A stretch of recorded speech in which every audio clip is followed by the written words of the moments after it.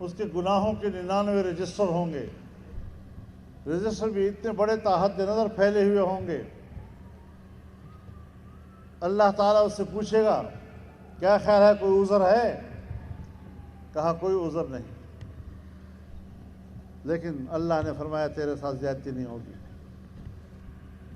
کوئی نیک عمل اس کا ہے؟ لاؤ کوئی.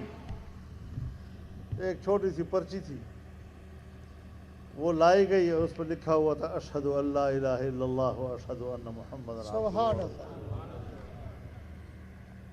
اللہ تعالیٰ حکم دے گا اس کو دوسری طرف کے پلڑے میں ڈالو.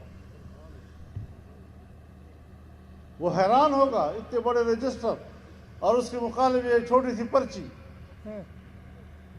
یہ کیا کرے گا میرے لیے؟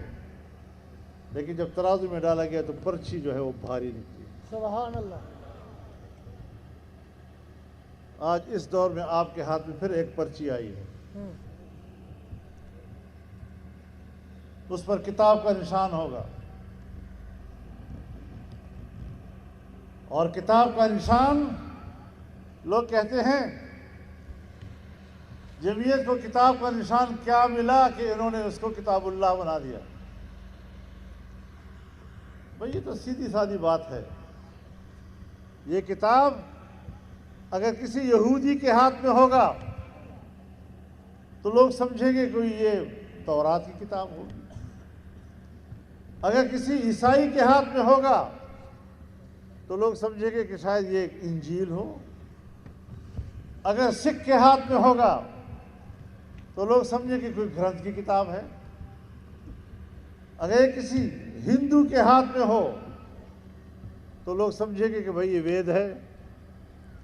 لیکن اگر ایک مسلمان اور پھر علماء کے ہاتھ میں ہوگا تو لوگ کیوں نہیں سمجھیں گے کہ آج نشان کتاب ہے، انشاءاللہ کل ملک کے اندر نظام کتاب اللہ کا. انشاءاللہ. نعرہ تکبیر. جمعیت علماء اسلام، قائد جمعیت مولانا فضل الرحمان. کتاب کا نشان، جیت کا نشان، کتاب کا نشان.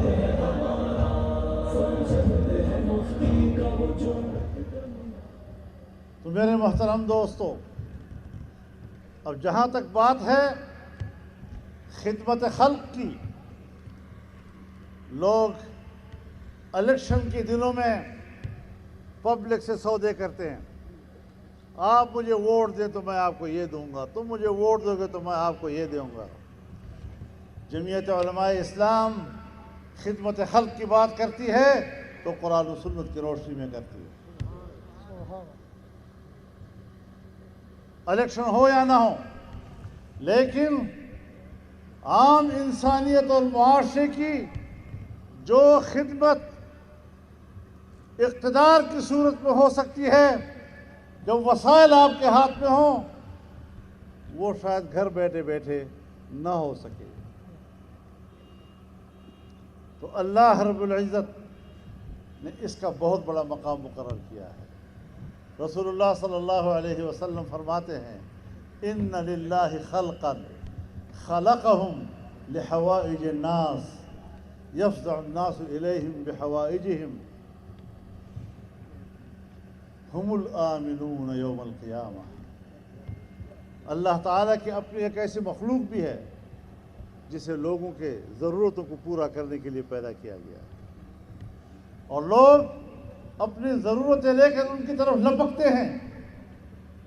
یہی لوگ ہوں گے کہ قیامت کے روز اللہ کے عذاب سے محفوظ رہیں گے. اس جذبے کے ساتھ ہمیں اس غریب قوم کی مدد کرنی ہوگی، لیکن ضروری ہے کہ ہم اس کے لیے ایک آزاد ماحول پیدا کریں.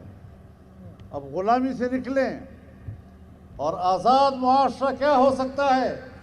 ہر شخص آزادی آزادی کی باتیں کرتا ہے، لیکن آزادی کا جب عملی نقشہ سامنے آتا ہے تو آوارگی کی صورت میں آتا ہے.